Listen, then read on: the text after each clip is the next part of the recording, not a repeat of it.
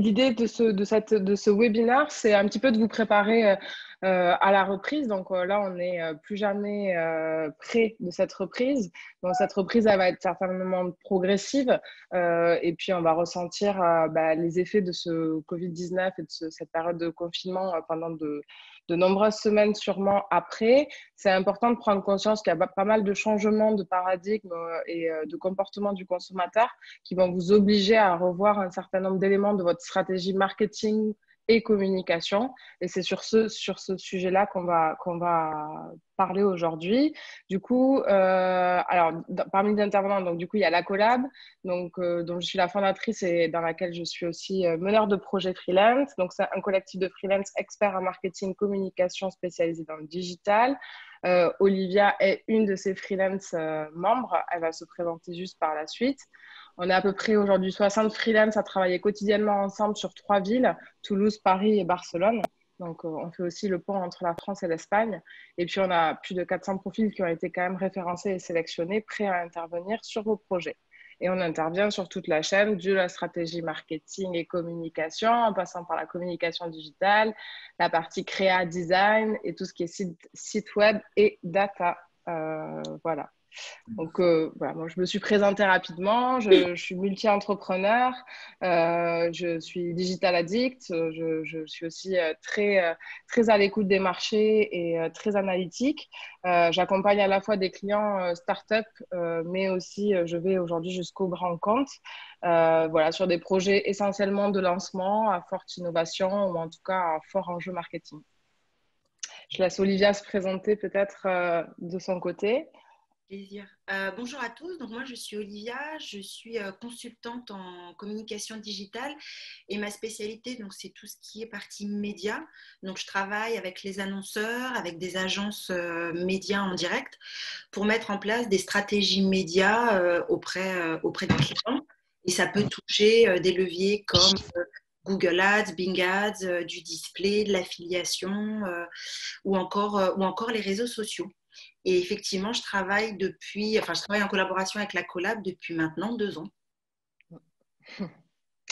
Et ensuite, on a invité aujourd'hui, du coup, la team Davidé, qui vient en complémentarité avec nos actions sur toute la partie tech. Donc, je les laisse aussi se présenter, Arnaud et Cyrielle.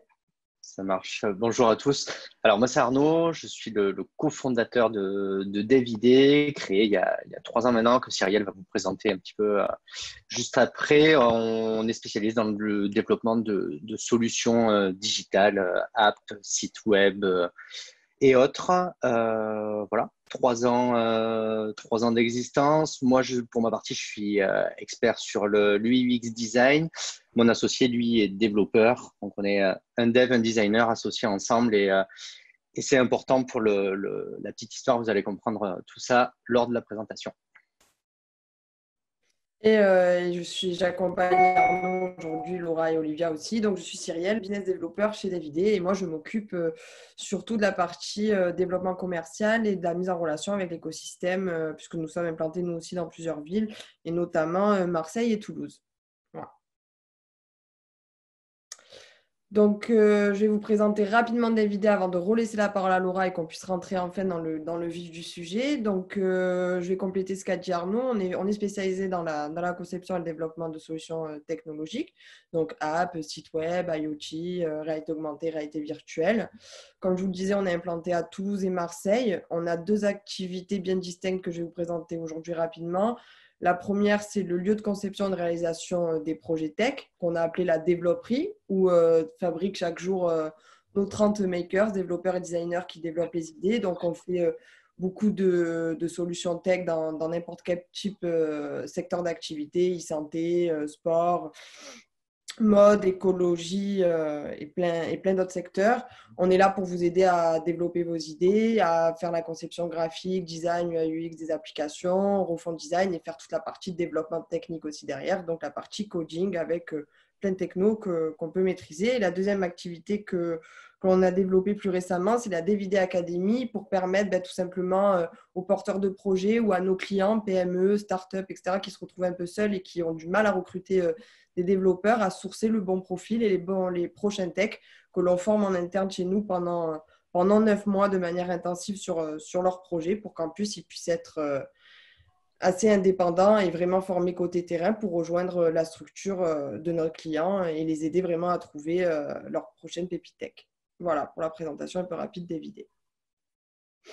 Merci Cyrielle. Du coup, maintenant que vous nous connaissez un peu plus, je rentre un petit peu dans les grandes étapes en fait, de cette présentation. Déjà, on va vous donner quelques éléments de contexte chiffrés aussi, avec quelques chiffres sur le marché pour avoir bien conscience de tous les mouvements qu'il y a eu pendant cette période et ce que ça annonce pour la suite en termes d'évolution des comportements des consommateurs.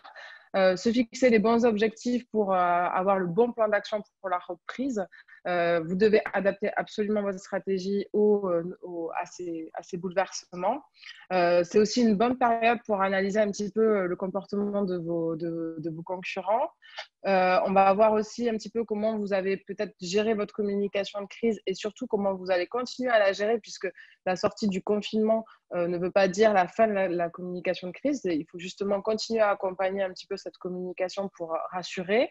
Et puis, on travaillera sur le travail de l'image de marque et des supports de communication pour mettre en perspective un petit peu tout ça, voir sur quel support vous pouvez prendre la parole et de quelle manière, avec quel message. Et puis enfin, tous les leviers qui vous permettront de vous faire connaître et éventuellement d'identifier des prospects que vous allez pouvoir relancer et réactiver dès que la reprise sera totalement à l'ordre du jour. Du coup. Alors, sur la partie, déjà, le constat, donc je vous disais que plein de choses ont changé et ont été modifiées, notamment sur le digital, sur la partie communication. On se rend bien compte qu'il y a un avant et après Covid en termes de comportements digitaux sur Internet. Les gens sont beaucoup plus présents, beaucoup plus disponibles, beaucoup plus engagés. Donc, Olivia vous le dira, mais on paye actuellement beaucoup moins cher la visibilité sur le digital. Par contre, ce qui peut être compliqué, en tout cas dans certains secteurs d'activité, c'est la conversion, c'est-à-dire transformer votre prospect ou votre visiteur en client. Donc, l'idée, c'est un petit peu de se dire, OK, comment on bénéficie de la situation actuelle pour en tirer le meilleur parti pour la suite et augmenter le chiffre d'affaires de vos entreprises. Donc, quelle stratégie pour votre entreprise maintenant qui va vous aider pour demain? Alors, en termes de constat, ce qui marque vraiment cette période qui est exceptionnelle, c'est le caractère inédit de ce qui se passe, c'est la brutalité avec laquelle ça s'est passé. Et là, ce qu'on voit, c'est Google qui a sorti une application qui s'appelle Google Mobility. Et ce qu'on voit là, c'est les déplacements au moment où on a eu l'annonce du confinement et la chute drastique qui en a découlé, avec des chutes de près de 70 à 90% des déplacements. Donc, c'est vraiment se dire qu'aujourd'hui, on a des déplacements de nécessité.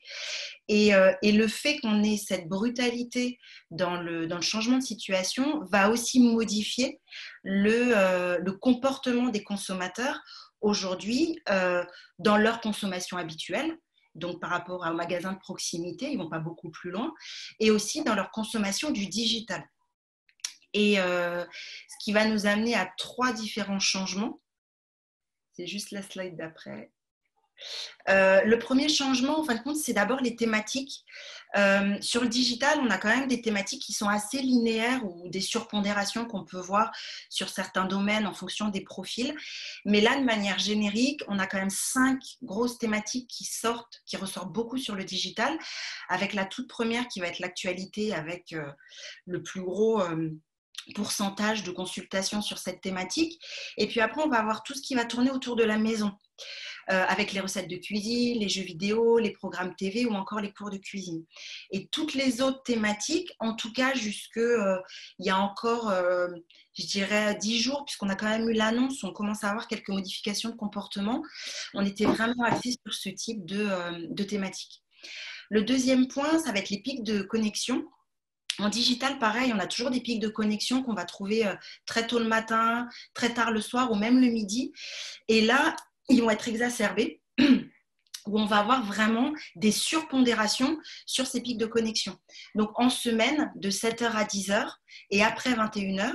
Et en week-end, ça va être de 18h à 23h. Ces indications, ça peut aussi vous aider à savoir quand est-ce qu'il faut communiquer pour aller capter votre audience, pour savoir quand est-ce qu'il faut poster des posts Instagram, Facebook, etc. Donc, ça peut être des indicateurs qui peuvent vous aider à avoir plus d'interactivité avec votre audience. Et troisième point, c'est la partie mobile. Ça fait déjà quelques années, 2 ans, qu'on a une surpondération du mobile en termes de ce qu'on appelle nous des devices. Donc, on a l'ordinateur, la tablette et le mobile. Et on a depuis 2 ans une augmentation de la consommation du mobile pour consulter Internet. Et là, depuis le 17 mars, donc, on a une augmentation de 2 points, ce qui est très rapide pour un pays comme la France. Et on a des prévisions qui sont de 61% sur 2021, ce qui veut quand même dire que quand on pense digital, quand on pense se lancer dans le digital, penser aussi à sa version mobile, c'est tout aussi important que penser à sa version ordinateur. Et ce qui nous amène à de nouveaux paradigmes. Ouais, il y avait une slide avant, bon, c'est pas grave. De nouveaux paradigmes sur ce qui va se passer, sur nous, ce qu'on anticipe en tout cas par rapport à vos marques, c'est qu'aujourd'hui, les marques, à l'heure de la période dans laquelle on vit, elles doivent être repensées. Elles doivent être repensées parce que, on a des comportements de consommation qui sont changeants. Le plus gros exemple qu'on va avoir, c'est ce qu'on appelle la téléconsultation, où il y a encore 1 mois et demi, consulter son médecin via Internet, ça n'aurait pas été pensable. Et aujourd'hui, on pense que c'est une tendance qui va perdurer parce que soit les gens vont avoir peur d'aller chez le médecin, soit ça a un esprit tout simplement pratique. Deuxième axe, ça va être la réaffirmation d'une proximité digitale. Pourquoi ? Parce que même si aujourd'hui on est confiné, éloigné de nos amis, de nos proches et confiné dans notre intérieur, on n'a jamais eu autant besoin de communiquer avec les autres. Et la preuve première, c'est toutes ces plateformes comme Zoom, comme Slack, qui ont vu leur audience augmenter de 20-30% en l'espace d'une semaine, ou même encore le fait qu'on ait ce type de webinaire et la fréquence des webinaires, et même nous, ce qu'on voit, l'interactivité qu'on arrive à avoir sur les webinaires, fait qu'on a vraiment besoin de proximité, et aujourd'hui, elle est digitale. Troisième point, c'est aussi de se dire que le comportement des utilisateurs, il est en train de changer et que même si aujourd'hui on a une augmentation du trafic sur Internet, aujourd'hui ils ne se transforment pas forcément en performance. Ils ne sont pas là pour acheter, mais ils vont aller rechercher de l'information sur les marques. Et aujourd'hui, rechercher de l'information sur les marques, c'est des informations qu'ils vont avoir sur les sites web, mais c'est aussi des informations sur comment produit la marque, quelles sont ses valeurs, est-ce que j'y adhère. Donc ils vont prendre le temps d'aller s'interroger sur quand je consomme, qu'est-ce que je consomme et est-ce que j'adhère à la marque. Et un des premiers exemples on a une étude qui a été sortie par Avas Chine sur le comportement de la population chinoise. Il y a quelques chiffres qui sont sortis de cette étude sur le changement de consommation de la population chinoise, en tout cas dans la volonté de changer, qui va être plus axée sur les valeurs et sur la marque. Donc ça, c'est un autre point qui est important. Quatrième postulat, c'est de se dire qu'on a des nouveaux points de contact pour les marques. Étant donné qu'on n'a plus cette possibilité d'accéder physiquement à une marque, soit par une boutique, enfin souvent par une boutique d'ailleurs, aujourd'hui, elle va être complètement digitalisée. Donc les points digitaux qu'on va amener aux utilisateurs aujourd'hui vont être très importants et la qualité des points digitaux qu'on va leur accorder pour leur laisser la possibilité de communiquer avec nous, les marques. Et cinquième point, c'est le fait de passer d'un environnement qui était offline, online.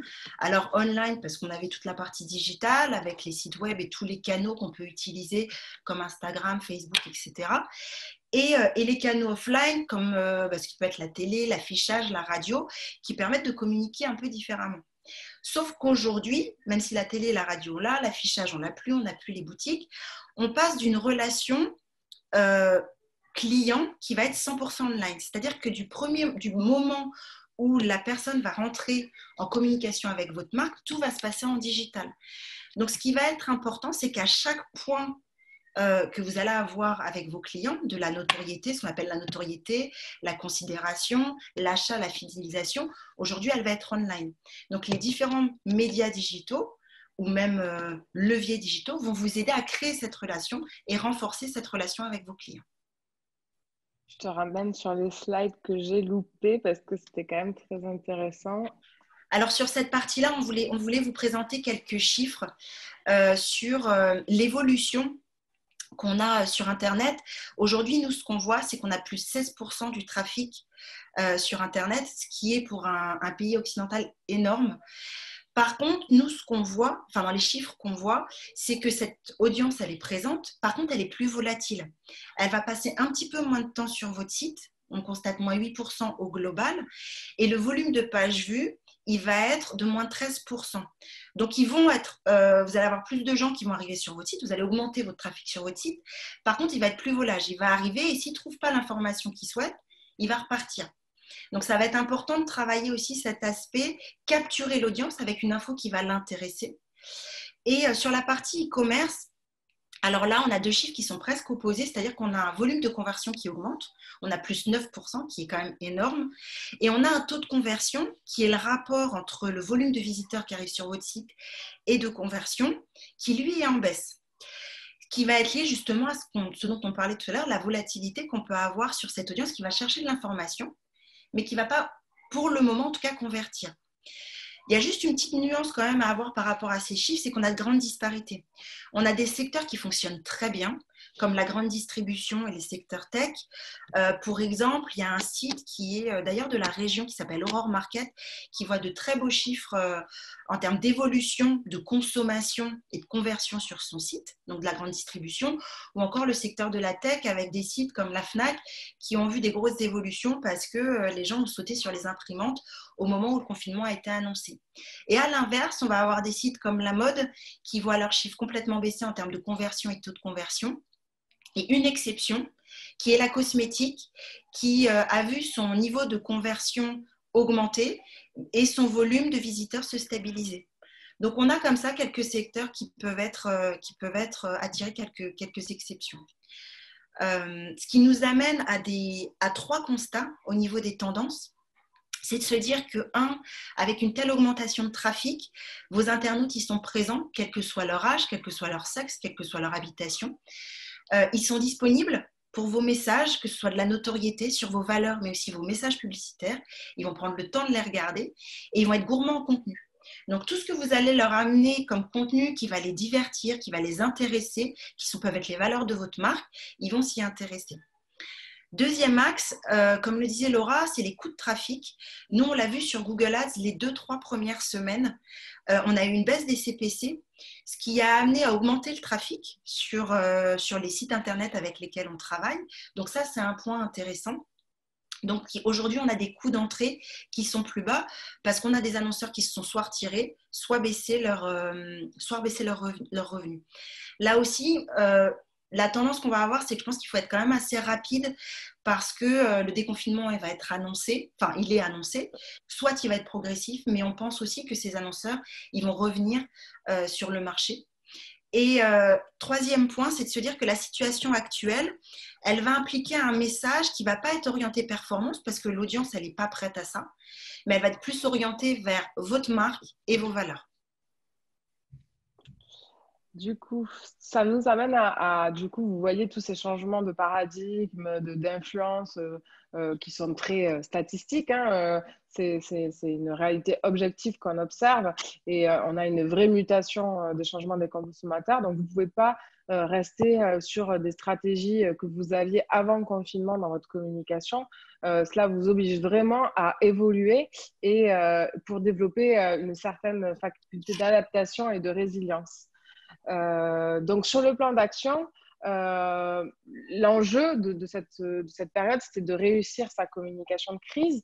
Alors, bien sûr, on se dira peut-être que le plus dur est passé, mais pendant cette période de déconfinement, c'est nécessaire d'adopter toujours les codes de la communication de crise. Qu'est-ce que c'est ces codes? C'est savoir rassurer, d'être toujours dans l'action, dans la communication, en toute transparence, de façon continue et en temps réel, que ce soit vis-à-vis de vos clients et vos prospects, c'est souvent à eux que vous parlez en priorité, et il faut que ça le soit aussi pour vos employés, peut-être vos sous-traitants, vos partenaires, vos fournisseurs, enfin tout l'écosystème avec lequel vous travaillez, pour que vraiment tout le monde sente que vous avez la même mise sur la situation, que vous êtes dans l'action, que vous essayez de mettre en œuvre certains gestes barrières, que vous êtes en mesure de prendre des décisions, et en tout cas donner confiance dans la capacité de votre entreprise à rebondir par rapport à cette situation de crise.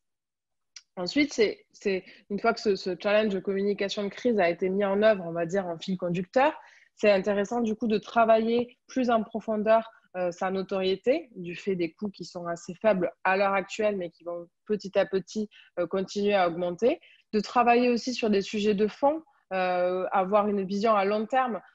C'est vrai qu'on a toujours tendance à avoir une vision à court terme parce qu'on veut des résultats assez rapidement en termes de chiffre d'affaires. Mais par exemple, travailler sa marque ou ses supports digitaux, applications web, comme on va le voir tout à l'heure, ça valorise votre entreprise. Si vous êtes une start-up, ça fait partie des actifs de votre entreprise. Donc, c'est aussi important de travailler sur ces supports-là. Et c'est peut-être le moment de le faire parce qu'il y a un renouvellement à enclencher et vous avez peut-être un peu plus de temps pour le faire. Continuer à créer de l'engagement avec sa communauté, resserrer les liens. On va beaucoup en parler, mais on est beaucoup dans une phase d'échange. Donc, c'est parler avec ses clients historiques, voilà, être dans la continuité vraiment de la discussion. Et enfin, identifier des prospects, donc toucher de nouvelles personnes que vous n'auriez pas pu toucher à d'autres moments pour les identifier. Donc, on le verra, ça peut être capter son email ou en tout cas savoir les réadresser ensuite quand on sera sur une période plus clémente et où les gens seront plus enclins à convertir. En tout cas, on n'aura plus qu'à les réactiver parce qu'ils nous connaissent déjà. Donc ça, c'est un petit peu pour les grandes lignes du plan d'action. Dans ce plan d'action, on vous recommande aussi d'en profiter pour regarder un petit peu ce que font vos concurrents. Ton micro. Sur cette partie-là, ce qu'on préconise, c'est vraiment de poursuivre votre veille concurrentielle. L'idée, c'est de se dire que vos concurrents, vos partenaires, vos fournisseurs vont communiquer donc, sur cette période-là et vont aussi avoir des changements de comportement. Donc, la première chose à faire, si ça n'est pas déjà fait, c'est cibler vos concurrents, vos partenaires, vos fournisseurs, parce qu'ils peuvent être une bonne source d'information pour savoir ce qui se passe et ce qui va se passer dans votre secteur en termes de changement, qui peut être de la digitalisation ou non, mais ça va sûrement être un des premiers axes de changement. Donc, pour ça, vous avez LinkedIn, vous avez leur site web, vous avez peut-être des webinaires qu'ils ont organisés, des salons, des conférences qui vont être reportées, ce qui se passe aussi dans la presse un peu généraliste, spécialisée. Donc, allez consulter, diversifier les sources d'informations parce que ça va être important de le faire. N'hésitez pas à vraiment vous rapprocher de vos fournisseurs parce qu'il peut aussi y avoir un changement de relation entre vous et sur cette partie-là, voir comment vous allez aussi fonctionner dans l'avenir. Et troisièmement, c'est de se dire que cette veille, elle se fait dans le temps. Donc, accordez-vous du temps pour le faire.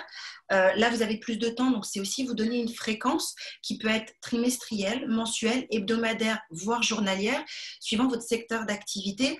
Là, au vu du contexte, elle peut très bien être journalière, voire hebdomadaire, parce qu'il y a beaucoup de changements, il y a beaucoup de choses qui se passent. Et ce qu'il faut retenir, c'est que pourquoi faire une veille concurrentielle? C'est qu'elle va vous permettre d'innover en regardant ce qui se passe autour de vous, d'anticiper les opportunités et de voir si vous prenez ce chemin vers les opportunités qui s'offrent à vous. Vous le voyez comme des menaces et je ne veux pas du tout y aller, ça ne fait pas partie de mon business. Donc, c'est les trois axes, vraiment innover, anticiper les opportunités et mettre en avant les menaces pour votre business. Du coup, l'idée, ce que je vous disais tout à l'heure dans votre plan d'action, maintenant que vous avez regardé un petit peu comment les concurrents ont réagi, peut-être que certains d'entre eux n'ont pas communiqué et du coup, c'était une vraie opportunité pour vous de prendre la parole pendant cette période et gagner en part de voix. L'idée, c'est d'être sur une communication de crise qui se veut rassurante. Donc, à la sortie du confinement, il va falloir communiquer sur est-ce que vous êtes ouvert, fermé ou ouvert partiellement, est-ce qu'il y a des modifications sur vos horaires, est-ce qu'il y a certaines activités que vous faites seulement sur rendez-vous, en télétravail. Bref, il faut que vos clients et en tout cas tout votre écosystème soient au courant de comment vous vous organisez et comment vous pouvez répondre à leurs demandes. C'est hyper important pour éviter toute source de déception. L'information doit être facile d'accès, donc multiplier les supports sur lesquels vous communiquez sur votre situation actuelle. Donc, je vous ai mis quelques exemples. Ça peut être sur la homepage de votre site avec un petit, si vous êtes un e-commerçant, avec un petit bandeau qui va indiquer informer sur les modifications de livraison, si ça met plus de temps par la poste ou parce que vous avez eu un peu plus de délai avec les matières premières. Donc, vous pouvez informer à cet endroit-là. Vous avez Google My Business en haut à gauche qui a vraiment créé un onglet dédié à Covid-19 pour améliorer la lisibilité et l'accès à l'information des utilisateurs de Google. Donc, je vous invite à actualiser cette partie, en tout cas là, dans les prochains jours pour informer de votre situation à l'instant T.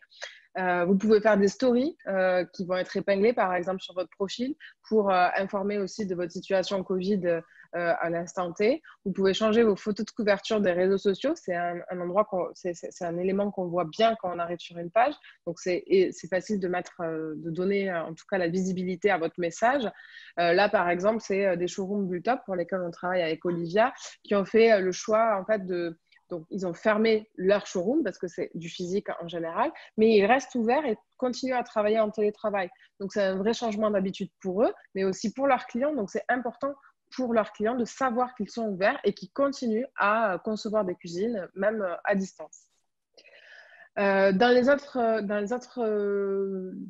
plans d'action et messages à prévoir là, sur les prochaines semaines, c'est parler éventuellement des mesures de protection, les mesures barrières sanitaires dont on parle, que vous mettez en place dans vos points de vente physiques si vous en avez, ou même lorsque vous faites du e-commerce sur, par exemple, les colis, on sait que le virus reste sur des matières.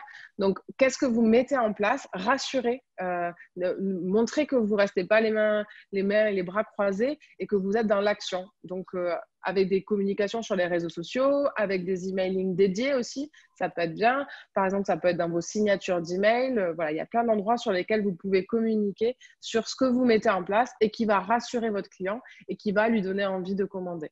Il y a plein de personnes qui, avant de faire appel à un service à l'heure actuelle, vont regarder les derniers avis qui ont été laissés, donc les avis les plus actuels. Donc, c'est intéressant aussi de regarder un petit peu quels sont les derniers avis qui ont été laissés, de faire témoigner vos clients pour dire que vous les avez livrés en temps et en heure ou vous avez pu honorer votre prestation de service ou des choses comme ça pour mettre en avant que vous, la crise, rien ne vous arrête pas ou en tout cas ne modifie peut-être la façon dont vous travaillez, mais ne l'empêche pas. Ensuite, sur les autres sujets sur lesquels on a vu que les marques ont pris la parole et ils ont plutôt raison et je pense qu'il va falloir continuer à travailler sur cet axe. Ça rejoint les messages et les changements de paradigme dont vous parlez, Olivia, tout à l'heure. C'est important aujourd'hui sur vos réseaux sociaux notamment ou sur vos articles de blog ou dans vos communications de ne pas être uniquement sur du commercial et du promotionnel, mais d'être surtout sur du contenu utile, c'est-à-dire qui va qui va être de haute valeur ajoutée pour votre client et qui va faire la différence. Bien sûr, il faut rester fidèle à votre cœur de métier, à ce que vous êtes, à vos prises de parole habituelles, à votre ADN. Il ne faut pas être trop opportuniste non plus. Je dis souvent, ça ne sert à rien de partager des cours de yoga en ligne si vous êtes un milieu habituellement de parler de sport, etc. Voilà, il faut que ça colle un petit peu. Donc, un exemple, il y a Burger King qui avait fait le Whopper de la quarantaine. Comment faire son propre Whopper chez soi? C'est une petite recette, c'est ludique, c'est utile. Par exemple, Jules qui vous explique comment ranger votre garde-robe. On sait que tout le monde l'a fait pour occuper ses temps morts de cette période. Donc, ça, c'est un contenu qui va, en tout cas, engager les personnes et retenir leur attention et aussi améliorer le sentiment d'appartenance et à la marque et le sentiment d'affinité. Donc ça, c'était un contre-exemple justement de marque trop opportuniste. C'est une marque de lunettes qui s'appelle Paulette, qui a été qui a lancé cette campagne assez rapidement, au tout début du confinement, où elle a proposé donc à ses clients, pour l'achat d'une paire de lunettes, vous aviez 2 masques offerts. Donc ça a été très controversé parce que ça a été jugé comme trop opportuniste dans l'approche. Et du coup, voilà, ça c'est un petit peu le contre-exemple. Donc il faut trouver le juste dosage. C'est toute la difficulté d'une communication de crise où voilà, il faut trouver le bon équilibre.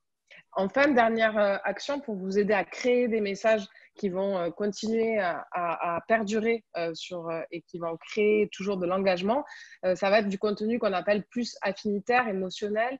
On va être plus dans l'authenticité. Voilà, c'est de dire des choses sympas, des choses réelles et parfois aussi utiliser l'humour. C'est un petit peu sortir de ce sentiment, de cette situation un peu angoissante, un peu sinistrose, où tout le monde est en baisse de morale, où on allume les infos, c'est les bad news pendant 1 heure. Bah, quand on se connecte sur les réseaux sociaux, on a aussi envie d'avoir d'autres sujets et avoir des choses qui font du bien et qui nous rassemblent aussi et qui complètent un petit peu le manque de lien social qu'on peut avoir. Et donc là, ce sont des exemples tout simples de certaines marques qui ont pris ce parti pris-là. Et donc, comme je vous disais, donc la communication, c'est vrai que c'est votre sujet de fond. Qu'est-ce que je parle, de quoi je parle en ce moment, comment je fais pour animer ma communauté et continuer à adresser des messages. Donc ça, c'est important.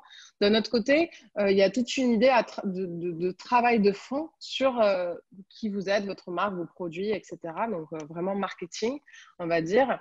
Et donc, vous pouvez en profiter pour faire des questionnaires de satisfaction client ou demander l'avis à vos clients sur certains produits ou services que vous êtes en train de lancer ou vos nouvelles collections, par exemple. C'est une bonne période pour prendre la température. Alors, dépêchez-vous parce qu'il reste peu de temps pour le faire, mais profitez-en encore cette semaine que les gens sont suffisamment disponibles.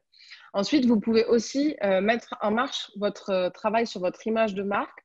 Donc, juste petite distinction entre identité de marque et image de marque. Quand je parle d'identité de marque, c'est ce que vous allez mettre en place pour votre marque, en fait, et pour créer, on va dire, l'identité de votre marque. Alors que l'image de marque, c'est ce qu'on perçoit de vous.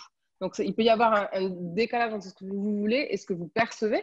Donc, c'est peut-être le moment aussi d'analyser un petit peu ça, de revoir un petit peu votre identité visuelle ou de la faire, en tout cas, évoluer par rapport aux nouvelles tendances de design et ce sur quoi on est plus attendu. L'identité éditoriale, quand on parlait des messages, d'ancrer ses valeurs, etc., c'est quelque chose qui est important de travailler actuellement.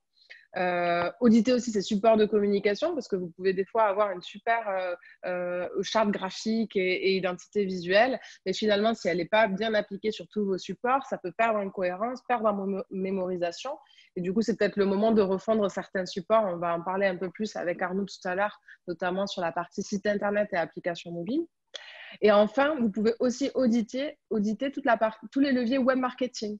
Donc, que sont la e-réputation, quels sont un petit peu, qu'est-ce que dit de vous le digital, les avis, les résultats de recherche Google, auditer vos réseaux sociaux. Qu'est-ce qui fonctionne bien dans ce que je fais? Qu'est-ce qui fonctionne moins bien? Est-ce que j'ai une performance et j'ai un retour investissement par rapport au temps que j'ai investi ou à l'argent que j'investis? Ça peut être aussi sur tout ce qui est acquisition, stratégie ads que vous pouvez avoir Google AdWords ou sur les réseaux sociaux. Et l'audit SEO, peut-être faire le point aussi sur votre SEO, c'est quelque chose qui a été énormément fait pendant la période. Peut-être que vos concurrents d'ailleurs l'ont fait. Donc, c'est intéressant pour vous aussi de savoir où vous en êtes à cet instant T et quels sont les efforts qui vous restent à fournir pour peut-être progresser si c'est un enjeu majeur pour votre business. Je laisse la parole pour la partie UI, UX, tout ça au reste de l'équipe. Oui, on va reprendre. Du coup, comme vous le disiez, Laura, la période du confinement et cette période un peu particulière, c'était aussi le moment pour auditer un peu vos supports et notamment si vous avez un site ou une application qui est déjà existante, c'est peut-être le moment de l'analyser et de bien évaluer ce qui est à garder et ce qui serait peut-être à revoir pour la suite. Donc, par exemple, on vous a mis quelques petites métriques que vous pouvez évaluer, que ce soit pour votre appli ou même pour votre site. Par exemple, regardez un peu votre call to action, le bouton qui fait l'action. Donc, ça peut être le bouton qui permet de passer à l'achat, d'ajouter au panier ou de s'identifier, de réserver. Est-ce qu'il est assez mis en évidence? Est-ce que les gens comprennent quel parcours il faut faire pour arriver jusqu'à ce bouton? Et s'ils n'y vont pas, pourquoi? Analyser à quel moment ils peuvent abandonner. Dans ce cas-là, quel est votre taux d'abandon? Regardez un peu à quel moment le taux d'utilisateur quitte au même moment votre solution et n'y revient pas. Pourquoi il quitte à ce moment-là? Peut-être qu'il y a trop de texte, peut-être que ce n'est pas assez clair, peut-être qu'ils ne comprennent pas. C'est vraiment le moment pour regarder tout ça. Vos taux de clic aussi, analysez, prenez le temps de regarder vos taux de clic, ce qui fonctionne le mieux, ce qui fonctionne un peu moins bien. Surtout, penchez-vous pour tout ce qui est audit. Il n'y a rien de mieux que de se pencher sur vos avis utilisateurs. Ils laissent toujours des avis, que ce soit sur les stores ou bien sur les sites. Regardez-les, prenez le temps de les éplucher, de voir ce qui revient un peu plus en nombre, ne vous attardez pas sur un avis où une seule personne vous dit quelque chose de mauvais ou de bon et que ce n'est pas assez récurrent. S'il y a des choses qui sont récurrentes analysez-les bien, restez dessus. Par exemple, quelque chose qu'ils ne comprennent pas, quelque chose qui n'est pas assez lisible, une fonctionnalité qui pourrait mieux marcher, qui serait plus intéressante. C'est le moment un peu d'auditer tout ça et de cerner un peu ce que vos utilisateurs attendent pour la suite, toujours pour mieux faire et pour toujours mieux se démarquer de la concurrence. Analysez aussi votre parcours UI et UX. Avec toutes ces métriques que vous avez pu évaluer, vous allez en déduire quelques conclusions et du coup, ça va vous aider à voir sur votre parcours UX qui peut être un peu moins bien pensé et qui pourrait être amélioré et ça vous permettra de vous donner des bons éléments pour les choses à venir et pour pouvoir envisager une suite et une amélioration de votre outil. Et justement, vous avez des outils d'analyse. C'est bien d'avoir les métriques, mais il faut savoir quels outils utiliser pour bien le faire. Donc, vous connaissez certainement tous Google Analytics. Donc là, c'est la référence, il faut l'avoir. Je pense que c'est là-dessus qu'on trouve le plus d'informations et des informations assez quali. Prenez vraiment le temps de tout regarder, page par page, ce que Google Analytics vous met en avant. Parfois, il y a des petites choses que vous ne pensez pas, sur lesquelles il faudrait s'attarder un peu plus. Prenez vraiment le temps de bien regarder chaque élément. Et sinon, vous avez aussi un autre outil d'analyse. Alors là, c'est plus à destination de l'applicatif, donc des applications mobiles, qui est Crashlytics, anciennement Fabric, et qui maintenant a été intégré avec Firebase et qui s'appelle Crashlytics. Et en fait, à l'origine, c'est un outil qui est destiné aux développeurs. Et en fait, les développeurs les utilisent justement quand il y a des choses à débugger, des éléments à voir pour vite les corriger, les modifier. Et c'est pareil pour vous en tant que propriétaire du support. Vous pouvez très bien demander à votre développeur vous-même d'avoir vos identifiants pour regarder, analyser un peu tout ce que Crashlytics peut vous dire d'intéressant sur justement vos boutons, ce qui est le plus regardé, ce qui est moins regardé et comprendre un peu tous ces taux et tous ces indicateurs qui finalement vous donneront les bonnes résolutions à mettre en place pour la suite. J'ai une question, c'est payant cet outil? Non, c'est gratuit. Non, c'est gratuit. C'est gratuit. Les deux sont gratuits. Étude de cas. OK. Alors, du coup, on va prendre le cas, rien de mieux que des vrais cas pour illustrer les propos. Donc là, par exemple, on prend le cas d'une application où il faut cliquer sur le bouton pour accéder à la page suivante. Enfin, on ne détaille pas le principe, mais quand on fait une analyse, avec tout ce que vient de dire précédemment Cyrielle, on se rend compte que, par exemple, le call to action est peu utilisé. Les gens ne passent pas à l'étape suivante. Alors, le call to action peut être acheter ou utiliser tel objet, peu importe, dans son application. Donc, on se rend compte, premièrement, que le call to action est peu utilisé. Deuxièmement, on se rend compte que les utilisateurs disent qu'ils ont du mal à lire, que ce n'est pas très clair, que le texte n'est pas bien optimisé. On se rend compte également qu'on a un taux d'abandon très élevé à ce moment-là, sur cette page, sur cet écran. Donc, on réfléchit pourquoi et on va se rendre compte de choses simples. C'est que, si on met en avant le bouton d'action, donc au lieu de l'avoir juste avec un contour gris, on lui met une jolie couleur pleine, ça le met beaucoup plus en avant. Les polices, on les change pour les rendre plus lisibles. Bon, là, c'est pas très clair sur le visuel, mais la police est plus lisible parce qu'elle a une forme plus standardisée. Et en haut, on le voit mal sur le premier écran, mais le bouton retour, dès qu'on a un fond blanc, on ne le voit pas. Ce qui veut dire qu'en fait, le taux d'abandon était élevé. Pourquoi? Parce que les gens ne savaient pas comment revenir en arrière, en fait. Donc, tout simplement, ils quittaient l'app à ce moment-là et ils sortaient. C'est juste parce qu'ils ne trouvaient pas le bouton retour, ils ne le voyaient pas, il n'était pas suffisamment mis en avant. Donc, voilà comment de certaines analyses, on peut en tirer des conclusions pour appliquer des corrections sur un écran. Et c'est vraiment des corrections simples qui ne demandent pas beaucoup de travail et de temps de développement là-dessus pour juste modifier des petits détails qui vont avoir leur importance. Je vais donner un autre cas juste sur la slide suivante, s'il te plaît. Parfait. Donc ça, c'est une application qu'on a réalisée chez nous, qui est un guide audio, un guide touristique audio qui propose des tours guidés. Ce qu'on s'est rendu compte entre la version 1 et la version 2 de cette application-là, c'est que dans la version 1, les retours qu'il y a eu, c'est qu'il y avait trop de texte. OK, il y avait le bouton d'action en bas, mais il n'était pas assez mis en avant. On avait mis une carte au milieu, ça faisait joli, mais personne n'utilisait cette carte et personne ne cliquait dessus. Du coup, dans la version 2, il y a eu un redesign complet de la page, comme vous pouvez le voir. Et en fait, on a mieux hiérarchisé les infos, on a mieux structuré les choses. On a mis encore plus en avant le bouton, le call to action pour acheter. Et on a introduit de la vidéo pour rendre la chose plus animée, plus ludique et surtout susciter l'envie et donner envie à l'utilisateur de se projeter et donc du coup de déclencher l'achat. Donc voilà tout ce qui est faisable dans un audit. Là, c'est juste quelques petits exemples comme ça, mais il y a beaucoup de choses qui sont à faire et adaptées vraiment au cas par cas pour chaque solution. Et ça vaut vraiment le coup de prendre un peu de temps, et souvent on ne le prend pas assez, de se poser, de se dire, bon, ben voilà, qu'est-ce qui ne va pas, qu'est-ce que je peux améliorer, qu'est-ce que je peux modifier. Et ça va être des petits détails, juste un bouton, juste une police, vraiment des choses simples, mais qui vraiment peuvent changer la donne. Déjà, tu nous as donné les indications de ce qu'il faut regarder, ça nous donne déjà des pistes. J'enchaîne du coup sur la partie, donc une fois qu'on a audité un petit peu tout ça, qu'on a une vision assez claire de notre situation actuelle en termes de communication, en termes de marque, en termes d'offres et aussi de support de communication. L'idée, c'est que cet audit, il ne va pas falloir le laisser de côté, mais il va falloir que vous l'utilisiez pour remettre à jour, faire les mises à jour nécessaires.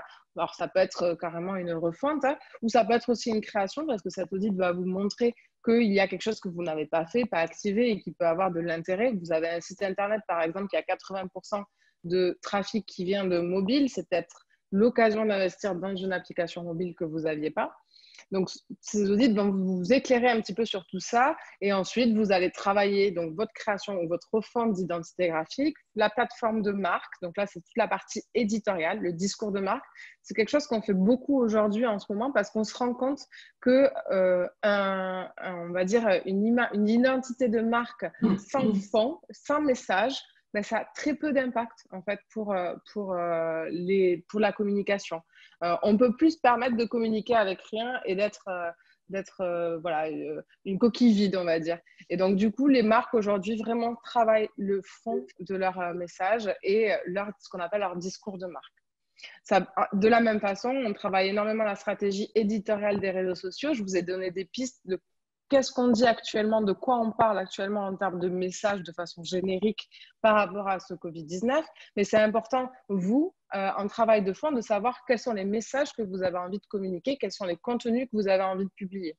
Et ça, c'est une stratégie éditoriale des réseaux sociaux qui vous permettra d'améliorer votre présence et vos prises de parole. Ensuite, vous pouvez mettre en place une stratégie d'acquisition. Peut-être que vous n'aviez pas encore testé les Facebook Ads ou bien les Instagram Ads, ou peut-être c'est LinkedIn Ads qui convient le mieux à votre business si vous êtes en B2B.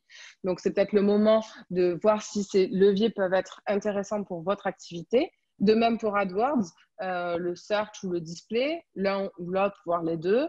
Ça peut être aussi travailler sur votre stratégie relation presse ou influenceur. Peut-être que c'est un levier que vous n'avez jamais encore activé. Faire appel à des influenceurs pour communiquer sur votre produit. C'est peut-être un angle qui peut vous rapporter pas mal de vos clients. Travailler sur un dossier de presse, c'est quelque chose qu'on ne fait jamais, mais en fait qui peut être utile. Donc, c'est peut-être le moment de prendre le temps de créer ce support qui va vous aider dans toutes vos relations presse pour la suite. Et puis, bien sûr, la création ou la refonte de votre site, de votre blog, de votre e-commerce ou de votre application mobile.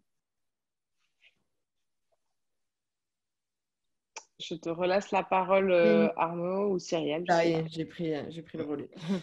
Du coup, c'est vrai que souvent, quand on veut créer, alors là, on va d'abord parler de création et ensuite on parlera rapidement de refonte. Quand on veut créer une app, bon, remarque, on peut parler de refonte aussi si on repart from scratch. Mais en gros, quand on veut créer une app ou un site, des fois, on ne sait pas par où et quoi démarrer. Il y a des choses à faire méthodiquement, il y a plusieurs étapes à mettre en place, il y a plusieurs choses à faire quand on crée un site ou une app. Déjà, partez de votre besoin. Pourquoi vous voulez créer une app ou un site ou autre? Soit parce que vous vous rendez compte que finalement, votre site, il est beaucoup plus consulté sur mobile que sur ordinateur, donc il vaut mieux créer une app.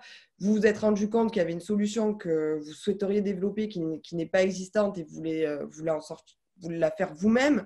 Ou alors, vous vous rendez compte que les solutions qui existent actuellement ne font pas assez l'affaire, donc vous voulez en sortir une. Il faut vraiment cibler le besoin. Une fois que vous avez identifié le besoin et que vous savez à peu près pourquoi vous voulez faire une application, c'est le moment où on va un peu se lancer. Là, il faut se poser quelques questions. Est-ce que c'est un secteur qui est en vogue? De la e-santé, où il se passe pas mal de choses? Est-ce que c'est, par exemple, là, on se rend compte que dans les périodes de confinement, il y avait beaucoup de choses qui étaient faites pour tout ce qui tourne autour de la maison, que ce soit les recettes cuisine, le sport, etc. Est-ce que si, par exemple, vous étiez dans le domaine du sport, ce n'était pas le moment, pendant le confinement, de créer vraiment un support digital, donc une application avec vos cours dessus, du replay en vidéo, pour attirer des utilisateurs et pour les fidéliser par la suite, pour qu'ils adhèrent à votre concept et que derrière, vous les gardiez, même quand on retrouvera une période normale. Il faut toujours se poser des questions, savoir si c'est un secteur en vogue et si ce n'est pas un secteur en vogue ou si ce n'est pas une innovation qui est soit d'usage ou technologique, si la solution est déjà existante, comment je vais faire pour trouver quelque chose qui soit différent de l'existant et qui vraiment va répondre à ce qu'attendent mes potentiels utilisateurs. Ma concurrence, si elle existe, qui est-elle? Comment elle se démarque? À quoi ressemble son identité graphique? Quelles sont ses fonctionnalités? Quelle est sa plus-value? C'est des petites choses qui vont vous aider petit à petit à concevoir votre app et savoir où vous voulez démarrer et dans quoi vous voulez vous lancer. Votre cible, quelle est votre cible? Comment elle se comporte? C'est plutôt une cible masculine, féminine, les deux? Quelle tranche d'âge, etc. Elle est plutôt iOS, Android, adepte du mobile, du web, comment elle se comporte, etc. Plus vous aurez d'infos aussi sur votre cible et plus vous aurez un produit qui correspond à cette cible derrière. La faisabilité technique, des fois on veut créer des choses incroyables et on veut faire beaucoup de choses. Est-ce que techniquement c'est faisable? C'est la première chose à faire avant de se lancer dans la création et de commencer à déployer des coûts pour du POC ou autre qui finalement ne serviront pas à grand-chose derrière. Donc, demandez autour de vous, demandez conseil auprès de développeurs que vous connaissez, auprès d'amis, auprès de votre entourage, peu importe, déjà pour voir si votre idée, elle plaît, si votre idée, elle aura des utilisateurs et surtout pour voir si justement votre idée, elle répond à un besoin sur le marché et si techniquement, les développeurs pourraient vous dire si oui, c'est faisable ou pas. Votre business model, créer un support digital, ça a un coût. Donc, si mon activité n'est pas par rapport à ce support, comme par exemple un Blablacar ou un Yuka ou autre, comment je vais gagner de l'argent à côté? Quel business model je vais mettre en place?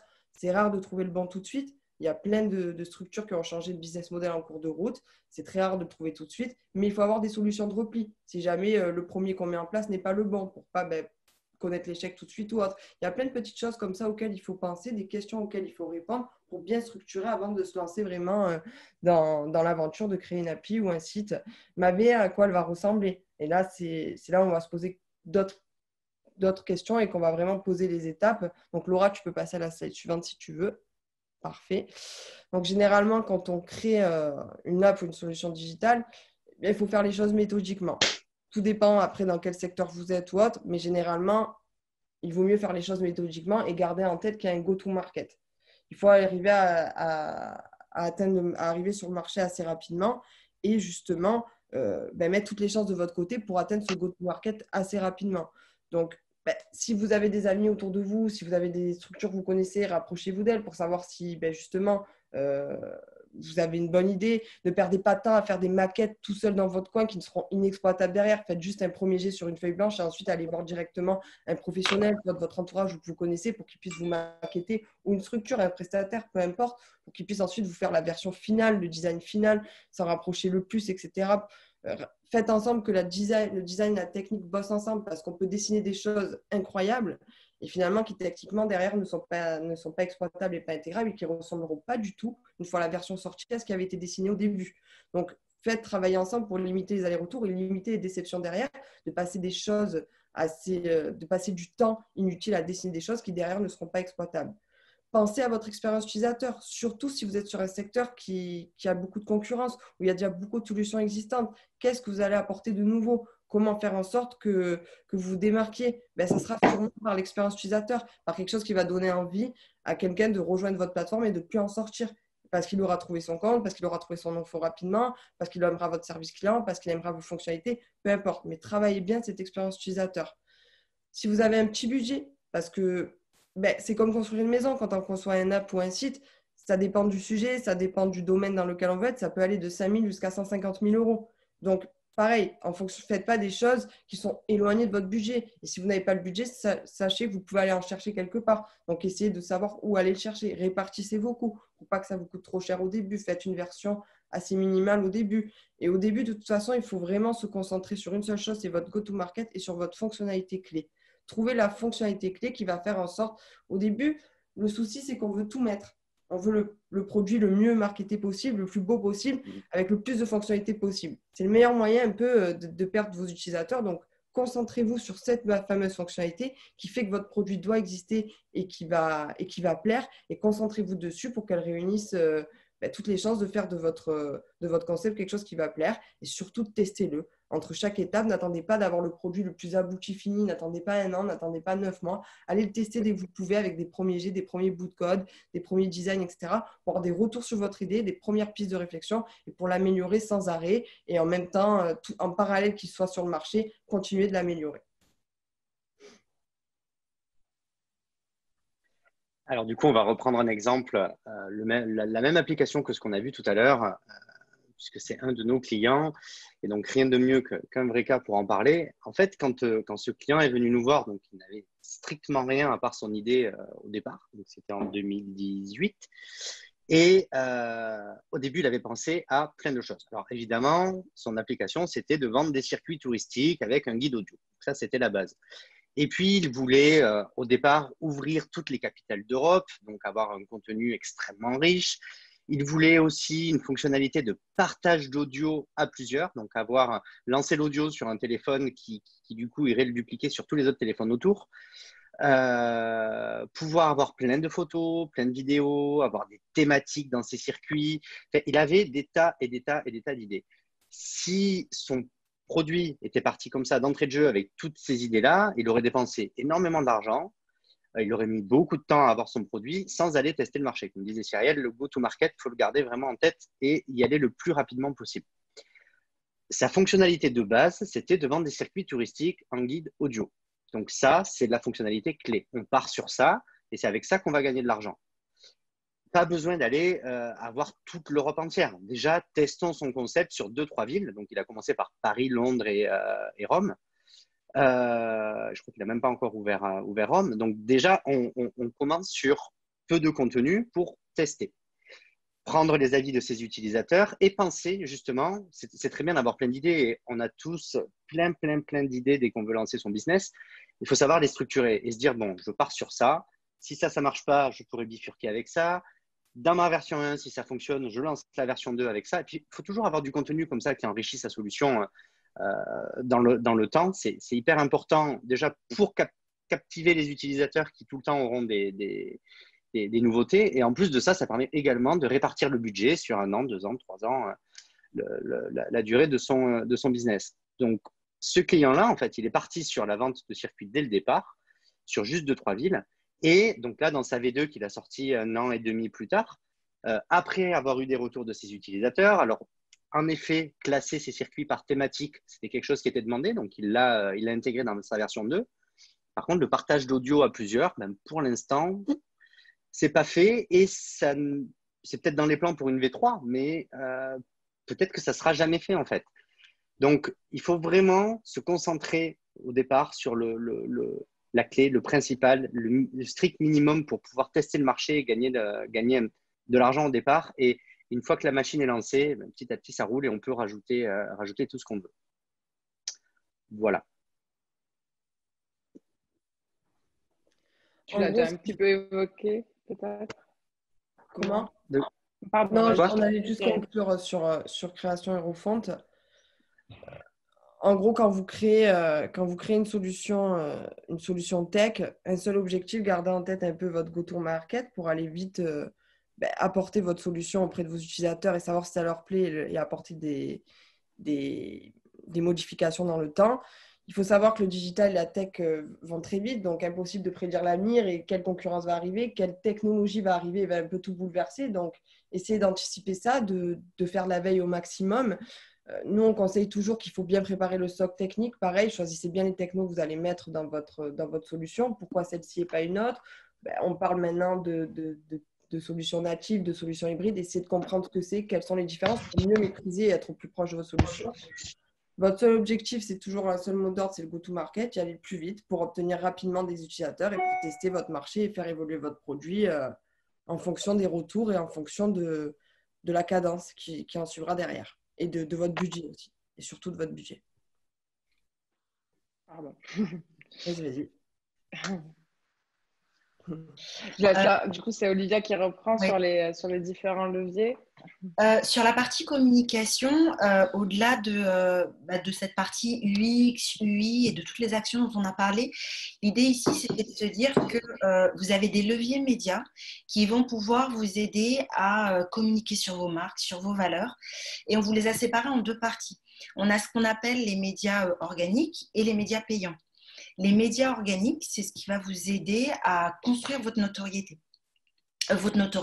et à construire votre communauté surtout. Et ils sont généralement gratuits.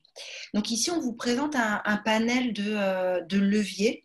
Donc Facebook, Instagram, LinkedIn, on aurait pu ajouter le SEO, l'emailing, etc., qui vont vous permettre aussi de développer cette notoriété et votre communauté. Mais on s'est axé sur ces trois principaux. Pourquoi? Parce que, on va commencer par Facebook pour construire, c'est le premier réseau social pour construire sa communauté. Ils ont plus de 35 millions d'utilisateurs, donc ce qui veut dire que votre audience, elle sera présente sur cet outil, sur ce réseau social. Donc, ça en fait déjà un des premiers acteurs à utiliser pour construire votre communauté. Et l'idée aussi, c'est que vous allez fédérer des individus, des utilisateurs autour de vos marques, de vos valeurs, de votre produit, de ce que vous vendez et de tout ce que vous avez aussi derrière votre produit qui va intéresser la communauté. Ensuite, on a Instagram qui est complémentaire de Facebook. Complémentaire, pourquoi? Parce que là aussi, quand même, l'objectif, ça va être de fédérer une communauté, mais via des formats qui vont être un petit peu différents.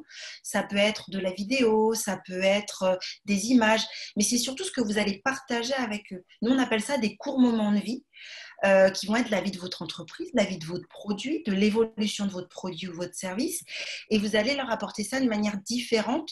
Et vous allez pouvoir aussi ajouter une tonalité différente qui peut être humoristique, plutôt sérieuse. Tout dépend de vos propres thématiques. Mais vous allez pouvoir raconter votre histoire beaucoup plus longuement. Et là encore, on a 17 millions d'utilisateurs. Donc, c'est aussi de se dire, cette audience, elle est là. Elle peut être intéressée par votre produit. En tout cas, une audience intéressée par votre produit, elle existe. Et elle est sur Instagram. Et le dernier, alors là, c'était plus pour la partie B2B, donc avec LinkedIn, qui va être un levier qui va être vraiment intéressant si votre cible, ce sont les entreprises, c'est là que sont vos clients. Donc, vous allez communiquer avec eux via ce levier. Donc, ça, c'est le premier axe pour parler de votre entreprise, toujours parler de vos marques et de vos valeurs, et aussi parler avec vos fournisseurs, vos clients. Donc, ça, c'est intéressant. Et le deuxième axe de LinkedIn, et là, ça touche à la fois la partie B2B, mais aussi B2C, c'est aussi de se dire que votre entreprise, elle va grossir, oui, effectivement, elle va grossir et vous allez à un moment donné soit aller chercher de nouveaux fournisseurs, soit aller rechercher des nouveaux potentiels sur votre entreprise. Donc, pensez aussi à votre visibilité sur LinkedIn parce que c'est aussi ce qui va vous aider à aller rechercher les bons potentiels au bon moment quand vous en aurez besoin.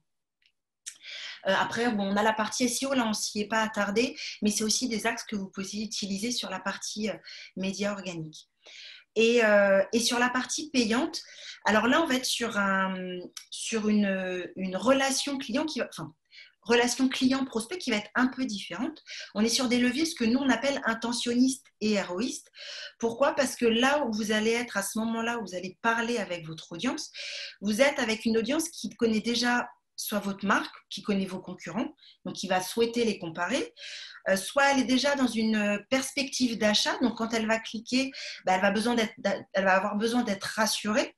Donc, on va être déjà beaucoup plus avancé dans le process qui n'est plus la notoriété, mais beaucoup plus dans je connais la marque, je souhaite la comparer et potentiellement je veux acheter et j'ai besoin qu'on me convainque d'aller acheter. Donc, on vous a présenté 3 leviers. Le premier, c'est Google Ads. Google Ads, c'est le moteur de recherche où la personne tape son besoin. Je recherche des recettes de cuisine, par exemple. Et dans les premiers résultats de recherche, il va y avoir ce qu'on appelle les Google Ads. Donc là, l'idée, c'est de capter l'intention, donc pas l'attention, mais l'intention de l'internaute. Pourquoi ? Parce qu'au moment où il va cliquer, il est potentiellement très intéressé par ce que vous avez à lui raconter. Et pourquoi Google ? Parce que c'est le premier moteur de recherche, il possède 92% de part de marché. Donc nous, c'est le premier acteur qu'on va conseiller sur cette partie-là. Deuxième levier payant que nous, on souhaitait mettre en avant, c'est Google Shopping. Alors Google Shopping, c'est le levier type de génération de chiffre d'affaires. Pourquoi ? Parce qu'on a une image, on a un prix qui va être associé à ce produit et un texte. Donc, typiquement, sur ce levier-là, vous allez être sur le levier où la personne, quand elle clique, elle souhaite acheter. Mais là, en cette période, nous, on le recommande sur cette partie chiffre d'affaires, mais pas que. C'est aussi le message que vous allez apporter à votre audience, de leur dire, mon audience, elle est présente sur Internet, j'ai des réserves de produits, je peux les vendre et je peux les livrer. Soit il y a un changement parce que je vais mettre plus de temps à livrer au vu de la situation, mais mon produit, il est disponible. Et dernier axe qui là nous a paru intéressant, c'est YouTube. Pourquoi YouTube ? Parce qu'on est sur un format vidéo qui est beaucoup plus long et qui va vous permettre de raconter l'histoire de votre marque. Vous avez 30 secondes, nous c'est ce qu'on recommande, 30 secondes pour raconter votre marque, votre valeur, ce qui se passe dans vos sociétés à l'heure actuelle. Et on va allier ce qu'on appelle notoriété et engagement. Engagement, pourquoi ? Parce que quand la personne, elle clique, elle est redirigée sur votre site, elle déclare qu'elle est intéressée par ce que vous avez à lui raconter et elle va sur votre site pour en savoir plus. Voilà donc les 3 leviers, il y en a encore beaucoup d'autres, il y a du display, il y a de l'affiliation, donc on pourra en parler longtemps, il y a plein d'autres leviers, mais voilà ce qu'on a décidé de vous présenter. Et dernier axe qu'on souhaitait vous présenter et qui est pour nous le plus important, ça a déjà été apporté par Arnaud et Cyrielle, mais c'est vraiment cette partie collecte de data. L'idée, c'est de partir du postulat qu'il n'y a jamais eu autant de monde sur Internet à l'heure actuelle et qu'il faut en profiter, que toutes vos actions marketing, de communication, qu'elles soient payantes, non payantes, via des formulaires de contenu, de l'inbound marketing, votre site web, la pub payante ou autre, vont vous permettre de collecter de l'information. Et cette information-là, elle est sur votre audience. Et la manière dont il faut le voir aujourd'hui, c'est que cette data, c'est quelqu'un qui rentre dans votre boutique, qui n'est pas physique. Mais sur Internet, on a cet avantage, c'est que la personne, quand elle rentre sur votre site, elle va laisser une trace. Et cette trace, c'est son profil. Ça va être son sexe, ça va être son âge, sa tranche d'âge, là où elle habite, etc., etc. Aussi, ce qu'elle consulte sur votre site. Donc ça, c'est important. Ça va vous donner de l'information sur ce qui est intéressant sur votre site. Et cette audience-là, vous allez pouvoir la réactiver au moment où on va relancer l'activité et que le déconfinement officiellement va être relancé. Du coup, c'est de se dire, vous n'avez jamais eu autant de data à disposition. Profitez-en utilisez-la. C'est autant, donc, ce que je disais, des data de profil, de contenu et les réseaux qui fonctionnent le plus. Donc, l'un des premiers conseils qu'on vous donnerait, que ce soit, vous avez une application mobile, vous utilisez Crashlytics. Nous, ce qu'on conseille, c'est Google Analytics parce que c'est le premier outil qu'on utilise. Il est gratuit, il va vous donner beaucoup d'informations. Donc, notre première recommandation, c'est mettez vraiment un tag Analytics sur votre site, même dès maintenant, parce que plus tôt vous le mettez, plus tôt vous collectez de l'information que vous pourrez réutiliser au moment du déconfinement officiel. Et dernier point, ce qui est important en digital, c'est que toute action digitale doit être mesurée. C'est-à-dire que vous devez être en mesure de vous dire, est-ce que l'action digitale que j'ai mis en place, que ce soit un post Instagram, un post LinkedIn, un post Facebook, est-ce qu'il est rentable, est-ce qu'il est intéressant pour ma communauté? Et nous, ce qu'on utilise en digital, c'est ce qu'on appelle des KPI, ou en français des mesures clés de performance. C'est des indices qui vont vous permettre de vous dire, les actions que je mets en place, elles fonctionnent ou elles ne fonctionnent pas. Donc là, on vous a mis 3 indicateurs par levier qu'on vous a présentés. Et l'idée, c'est de se dire, lancez vos premiers posts, mesurez-les. Et après, les seconds posts vont vous donner des indicateurs sur est-ce que ça a bien fonctionné, moins bien fonctionné que le premier. Si oui, tant mieux, continuez. Sinon, eh bien, il faut rajuster cette communication en permanence par rapport aux résultats que vous avez sur votre communication. Et puis, pour conclure, s'il y a 3 points clés à retenir de cette présentation, c'est jusqu'au déconfinement total, travaillez votre image de marque, vos valeurs, parce qu'aujourd'hui, c'est ce qui intéresse votre audience. Et les opportunités, elles se créeront, mais elles se créeront après. Pour l'instant, travaillez votre communication et votre relation client. Deuxième point, c'est penser à vos produits, vos services en version dite digitale. Pourquoi? Parce qu'aujourd'hui, tout se passe en digital, que ce soit votre site web, votre application mobile, vos landing pages ou encore les médias que vous allez utiliser. Donc, essayez vraiment de réfléchir digital parce que c'est là que sont vos futurs clients aujourd'hui. Et troisième point qui pour nous paraît être essentiel, collecter un maximum d'informations sur vos utilisateurs. Premièrement, vous allez connaître votre audience et ça va vous aider pour demain. Et c'est se dire aussi que cette audience que vous avez collectée, c'est vos clients de demain parce que vous allez pouvoir les réactiver sur notamment les médias payants parce qu'on a le retargeting.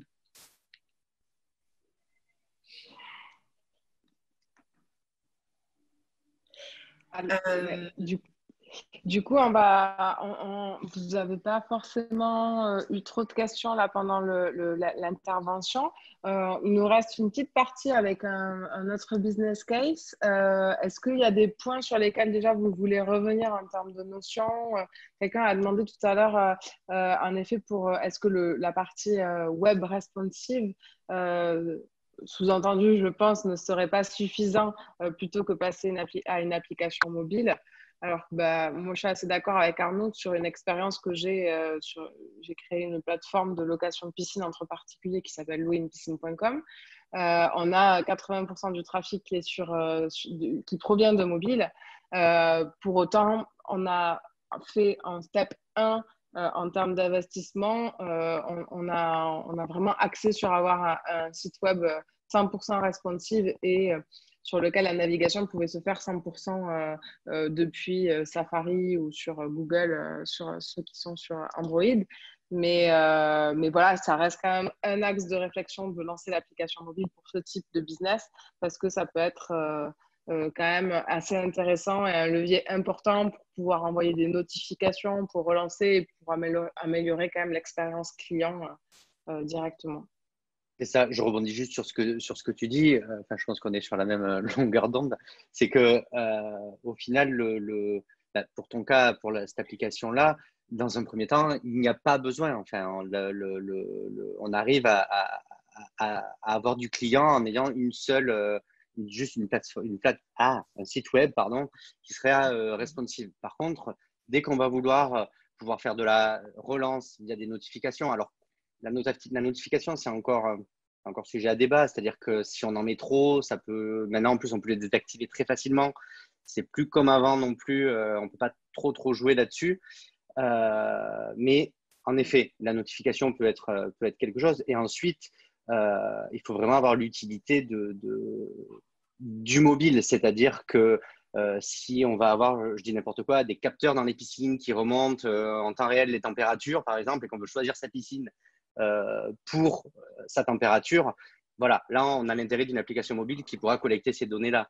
Si on veut pouvoir localiser des piscines en réalité virtuelle quelque part dans la ville et voir les plus proches, pareil, on va utiliser le mobile pour ça. Voilà, mais il faut vraiment qu'il y ait un intérêt à utiliser le mobile. On ne va pas faire une application mobile juste pour faire un site web en application mobile. Ça n'a aucun intérêt. Voilà. J'espère qu'on a répondu à ta question, Rafik. Du coup, je te laisse, Olivia, peut-être Oui, avec plaisir. présenter. Donc, on voulait partager avec vous et avec Expression Minimale un peu leur retour d'expérience, vous donner un peu un cas pratique d'une entreprise qui vit cette période très particulière. Juste pour l'historique, après je les laisserai intervenir. Expression Minimale, c'est un site e-commerce de décoration d'intérieur. Elles vont le représenter après, donc je les laisserai un peu plus étayer là-dessus. On travaille avec Expression Minimale depuis la création de leur site web. Donc cette création, elle a été faite avec la collab. Moi, je suis intervenue un petit peu plus tard sur la partie média en août 2018. Donc ça fait 1 an et demi qu'on travaille en partenariat. Et on travaille sur toute leur communication digitale via 2 leviers principaux qui vont être Google Ads et Google Shopping, sur lequel on va travailler à la fois la notoriété de la marque, parce que pour avoir un peu d'historique, Expression Minimale, donc quand on a lancé, venait tout juste de se lancer, donc on a plutôt focalisé sur leur notoriété de marque pour débuter ce partenariat. Et ensuite, on a évolué vers le trafic vers le site, et puis maintenant un peu de plus en plus vers la conversion. Et donc, l'idée, voilà, c'est de partager avec vous toute leur expérience depuis le 17 mars, comment ça a évolué, comment elles le vivent déjà, comment leur business il a évolué en cette période et comment leur communication elle a évolué. Parce que nous, pour les avoir vus, notamment avec Théo qui est meneur de projet là-dessus, on les a vus évoluer sur ce sujet-là et ça nous semblait intéressant de partager avec vous justement leur retour d'expérience là-dessus. Donc, on va leur ouvrir le micro pour qu'elles puissent partager avec nous leur expérience. Là, c'est bon, bonjour. Bonjour. Parfait, on vous entend. Voilà, ok. Alors, je me présente, moi je m'appelle Stéphanie, donc à côté de moi, c'est ma sœur Amélie. Dans le cadre d'une reconversion professionnelle et d'une envie de travailler ensemble, donc on a créé ce e-commerce ensemble, donc, qui maintenant existe depuis août 2018. Donc effectivement, on aimait bien la décoration, ça a toujours été une petite passion pour nous. Donc c'est pour ça que voilà, notre concept s'est basé sur la vente d'objets de décoration, art de la table, linge de maison en matière exclusivement naturelle et avec une envie de proposer des petites collections régulièrement renouvelées pour pas lasser en fait les potentiels clients, enfin, les utilisateurs. Juste pour parler du mode de fonctionnement, comme on est un e-commerce assez récent, on s'occupe de tout dans la chaîne, c'est-à-dire que on choisit les produits, on les achète, on sélectionne selon les matières, l'artisanat, et on les stocke chez nous pour le moment, et on s'occupe de la préparation des colis et de l'envoi. Donc, ensuite, tout ce qui est communication réseaux sociaux, donc on est sur 3 réseaux sociaux, Pinterest, Instagram et Facebook. Et pareil, donc là, on gère en totalité toutes les 2. Et par contre, effectivement, pour tout ce qui est le référencement, la visibilité, voilà, tout ça, alors là, on fait appel à la collab, et notamment à Olivia, et effectivement, qui a mis en place tous les leviers médias, les annonces via Google, voilà, tout ça. Donc, effectivement, comment on a géré cette situation un peu exceptionnelle? Effectivement, le confinement a fait que dès les première semaine, on a effectivement constaté une très grande baisse de trafic et des ventes, sachant qu'effectivement, les personnes étaient, je pense, beaucoup plus intéressées par l'achat des produits de première nécessité que par les objets de décoration. C'est logique. Voilà. Et par contre, alors, on a été assez surprise, assez rapidement, enfin, par rapport à ce qu'on pensait, à peu près vers le 25 mars. Là, on a revu une augmentation du trafic. On a revu des ventes qui ont été, on a revu des commandes. Et si on fait le bilan à aujourd'hui pour le moment, on a eu une augmentation du panier moyen. Ce qui voilà, est assez, nous a surpris un petit peu, sachant qu'on ne faisait pas partie des commerces les plus demandés. Donc, on analyse ça un peu avec le fait qu'effectivement, on n'a pas eu beaucoup de… Disons, on a beaucoup de concurrents directs qui ont pris le parti d'arrêter les livraisons. Alors, soit parce qu'ils n'avaient peut-être pas le stock chez eux, ils externalisaient, ou pour les moyens de transport qui n'étaient plus à disposition. Nous, on passe par la poste. Donc, on a eu la chance que malgré des retards dans la livraison, elle fonctionne toujours. Les boutiques physiques, alors pour le coup, des concurrents qui peuvent être beaucoup plus gros que nous, étaient fermés également. Et ensuite, avec le temps qui passe, lors du confinement, les gens ont effectivement plus envie de consommer autre chose que du proprement utilitaire ou alimentaire. Voilà. Et donc, du coup, on a mis en place des petites actions. Voilà, moi, je vais vous parler des actions qu'on a mis en place au début de ce confinement. Donc, déjà, l'objectif, c'était de conserver un lien avec les consommateurs, les informer et les rassurer. Ça, c'était le plus important. Donc, déjà, ce qu'on a fait, la première action qu'on a fait, c'est que sur notre site web, on a installé un pop-up. Donc, c'est une fenêtre qui ouvre quand vous rentrez sur un site Internet, où donc on indiquait, on mettait simplement un message, on l'a toujours d'ailleurs, hein, indiquant que nous continuons à préparer, à envoyer les commandes et que voilà, nous étions encore opérationnels. Donc, si vous cliquez sur ce pop-up, ça mène directement, il y a un lien qui mène directement à nos conditions de livraison. Et donc, ces conditions de livraison, nous les avons actualisées continuellement depuis le début du confinement, justement pour assurer nos clients et pour les informer, voilà, s'ils passent une commande, qu'est-ce qui se passe. Donc, comme on vous a dit avant, on utilise la poste. Donc, la poste nous informait et nous, on actualisait ces conditions-là de livraison. Donc, ça, c'est pour le site, sur notre site Internet. Après, pour les réseaux sociaux, donc que ce soit sur Instagram et Facebook, on a aussi informé les clients via les stories et les posts, donc en indiquant qu'on était toujours ouvert, etc. On a essayé de parler aussi de la situation actuelle générale, voilà, que nous aussi on est inquiète, mais toujours en restant assez positive, voilà, pour pas non plus plomber l'ambiance et déjà qu'elle était assez anxiogène. Donc on a essayé un petit peu plus de parler de nous, de parler de notre marque, de notre philosophie.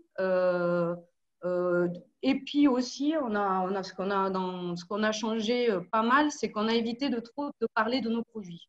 Voilà. Parce qu'avant, c'est vrai que bon, c'était quelque chose qu'on faisait un petit peu trop et on a essayé un petit peu de changer un petit peu. Donc, qu'est-ce qu'on a fait? On a proposé des conseils déco.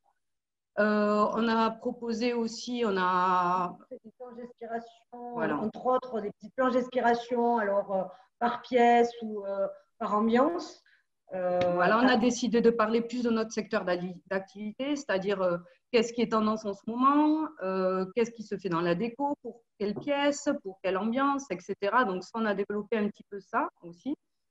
Et oui, donc, elle parlait des planches d'inspiration. Donc, on a posté plusieurs stories en disant, voilà, envoyez-nous, pour faire un peu participer les gens et qui se sentent un petit peu plus impliqués, envoyez-nous une photo de chez vous et on vous enverra, nous, une planche d'inspiration.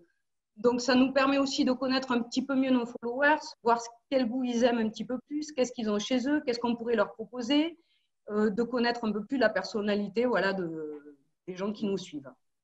Donc, ça, c'est sur la partie réseaux sociaux.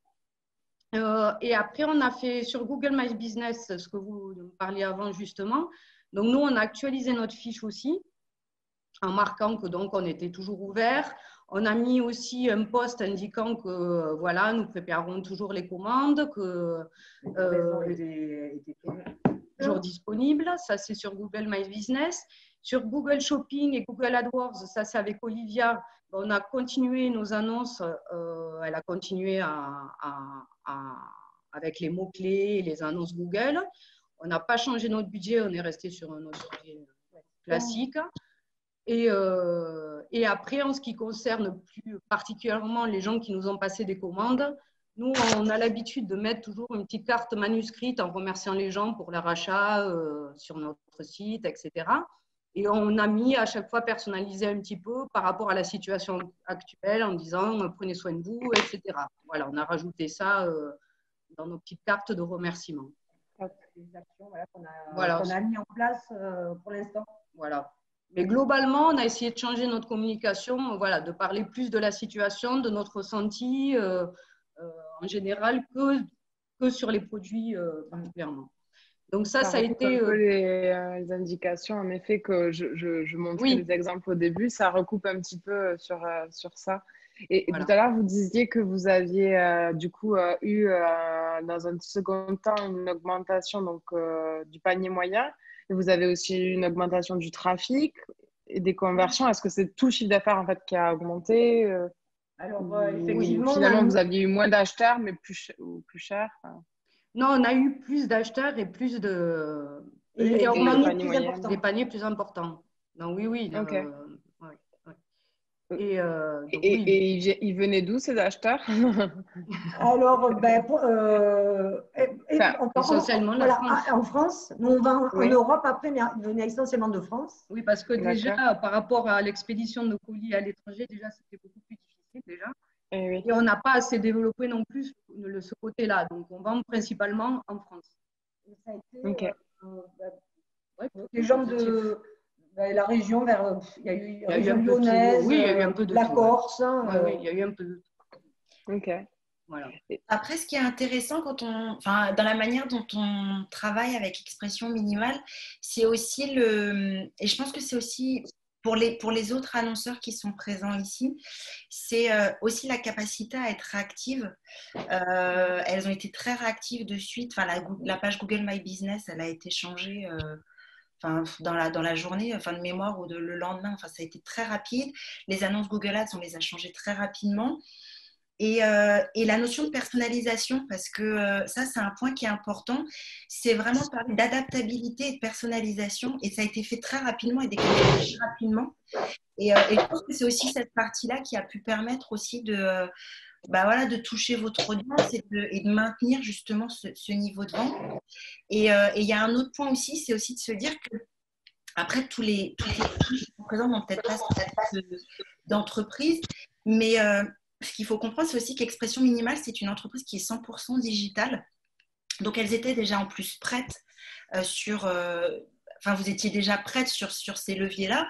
On a fait que finalement stabiliser, le budget a été stabilisé, et ça c'est important aussi, c'est qu'il n'a pas été retiré ou même baissé, qui a permis aussi de prendre des parts de marché à des annonceurs qui, eux, avaient été retirés ou qui n'avaient plus la capacité justement de proposer, de livrer les produits. Et je pense aussi de ne pas avoir paniqué, de ne pas être allé dans cet engouement et d'être resté assez calme et de rester lisse sur tout ce qu'elle faisait déjà et de personnaliser. Et a aussi permis de prendre des parts de marché à d'autres acteurs du même domaine. Ça a pu aider aussi. Oui, non, tout à fait, oui. Et c'est pour ça que la reprise, ça nous a servi à voir qu'on veut continuer à créer du contenu utile, plus personnel, sur nos réseaux sociaux principalement. Donc ça, on va le maintenir, c'est sûr. Voilà, ça nous a été utile quand même. Et peut-être communiquer plus sur les conseils, trouver des petites choses qui nous rapprochent un peu plus de notre communauté, en fait, des contenus peut-être plus personnalisés. Tout en mettant en scène, bien évidemment, nos projets aussi, parce qu'il faut bien montrer ce qu'on vend. Mais bon, pour nous, ça a été positif dans ce sens-là. Ça nous a appris beaucoup de choses. Voilà, ça nous a permis de changer un peu la manière de voir les choses et de communiquer avec notre possible cible. Voilà. Et après, ce qu'on envisage, on l'a fait une première fois, mais c'est bien avant le confinement. On a fait un jeu concours sur Instagram et c'est vrai que déjà, c'est assez ludique à faire. On communique beaucoup avec les followers. Et ça, on a bien envie d'en refaire d'autres. Mais après le confinement, parce qu'on ne trouvait pas ça judicieux de le faire pendant le confinement. Donc, mais ça peut être un levier supplémentaire pour créer un peu plus de trafic et surtout sur notre site et nous faire connaître. Voilà. Donc, on pense faire ça, mais à la sortie du confinement. Voilà. Et les emailing, c'est un levier que vous actionnez de façon régulière ou... Alors, les emailing, on n'en fait pas souvent parce qu'on n'a pas non plus un fichier de mail important pour l'instant. Ouais. On nous donne l'autorisation de renvoyer un emailing. En fait, on a quand même un fichier client qui commence à être assez bien. Mais c'est l'autorisation RGPD. Voilà, newsletter n'est pas forcément donnée par tout le monde. Oui. Et alors, je sais que beaucoup d'e-commerce le font quand même. Hein, ils envoient. J'avoue, nous, pour l'instant, on n'a pas fait. On respecte un peu ce que la nouvelle loi. Il vaut mieux quand même éviter, puisqu'ils sont quand même, ils contrôlent RGPD. Bon, peut-être pas là, dans cette période, mais non, il y a quand même pas mal de contrôles RGPD qui sont faits. Donc, on en fait, mais là, effectivement, on a peut-être pas. Non. On a privilégié les réseaux sociaux, etc. Voilà. Parce que vos clients qui vous connaissent déjà et qui ont déjà confiance en vous, c'est peut-être aussi une bonne période pour réengager un achat. Et puis, vous êtes moins intrusif, entre guillemets, puisque vous réactivez une relation qui est déjà existante. Oui.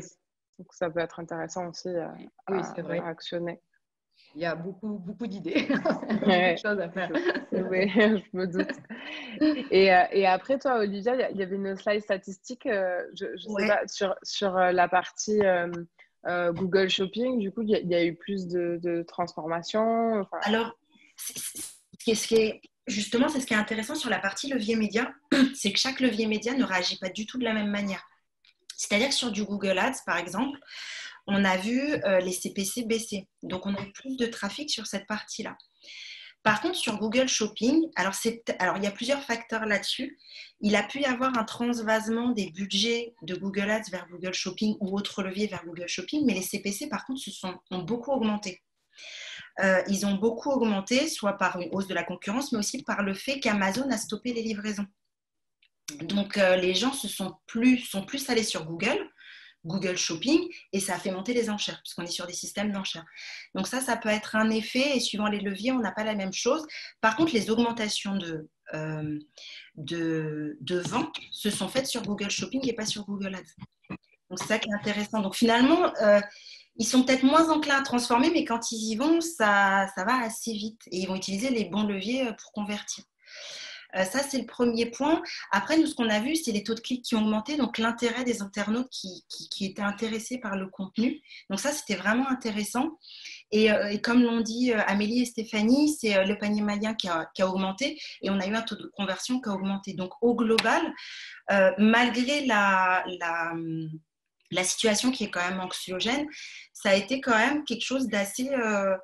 entre guillemets, je veux dire positif, si on peut parler de positivisme dans ce cas-là, mais il y a eu vraiment de bonnes choses qui sont ressorties de cette période-là, tant de la manière dont on a communiqué et de la manière dont on a travaillé aussi les différents leviers, c'est-à-dire Google Ads versus Google Shopping, pour essayer aussi de compenser de réajuster les budgets en fonction de ce qu'on voulait rechercher à ce moment-là.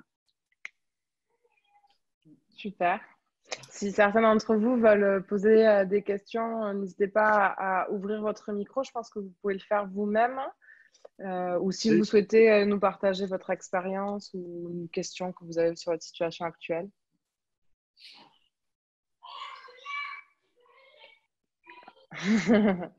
Non? Bon. S'il n'y a plus de questions ou en tout cas d'interactions, on va pouvoir clôturer ce webinaire. En tout cas, je vous remercie à tous de vous être connectés, de nous avoir suivis, écoutés. Ah, bonsoir.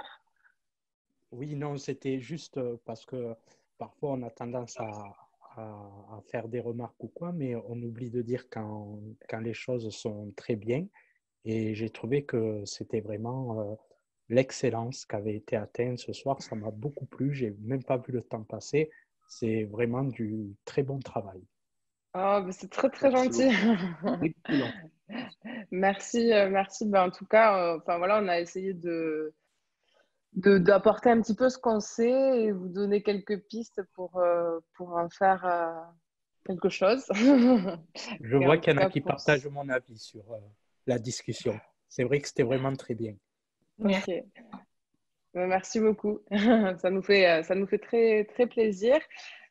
Du coup, ben, n'hésitez pas donc à vous inscrire sur le petit lien Google Form que Edouard partage Voilà. pour récupérer et revoir la présentation. Si vous avez des doutes ou s'il y a la mise en application de tout ça, vous avez besoin d'interagir. On est tous les 4 intervenants présents sur LinkedIn. Donc, voilà, il nous reste encore un peu de temps aussi devant nous et on sera ravis de vous répondre et de poursuivre les échanges. Merci. Donc oui, je vous ai mis un lien pour ceux qui souhaitent s'inscrire. Et donc, c'est tous les soirs, hein, ce rendez-vous. On continue au mois de mai. Je pense qu'on continuera encore longtemps d'ailleurs, parce que c'est pas mal finalement. C'est un bon format. Ça nous permet d'avoir des gens, je vois qu'il y a des gens de La Rochelle. Enfin, après, je sais pas si d'autres personnes sont un peu éloignées, mais c'est vrai que c'est le type de rencontre qu'on ne peut pas faire. Forcément, on fait ça uniquement en présence physique, même si c'est aussi bien. Voilà. Donc maintenant, on fera des choses mixées, quand on pourra se déconfiner un peu plus. Et donc, si vous-même, vous souhaitez, vous avez des sujets qui vous sembleraient intéressants de présenter et que vous n'avez pas honte, parce que là, vu que ce soir, c'était l'excellence, il faudra faire mieux. Voilà, n'hésitez pas hein, à nous solliciter. Ah, il y a quelqu'un de Guadeloupe. Donc l'horaire est bien aussi, hein, puisque là-bas, en Guadeloupe, quelle heure est-il? Il est 12h45. Ah bon, Bon parfait. appétit. Bon appétit. L'Ariège, ça va, il n'y a pas de décalage horaire. Bon, très bien, merci. Ouais, ça fait plaisir de voir des gens du monde entier finalement pour suivre cette belle présentation. Merci. Merci encore. Merci. Merci. Merci. Merci. À bientôt. Au revoir. Au revoir.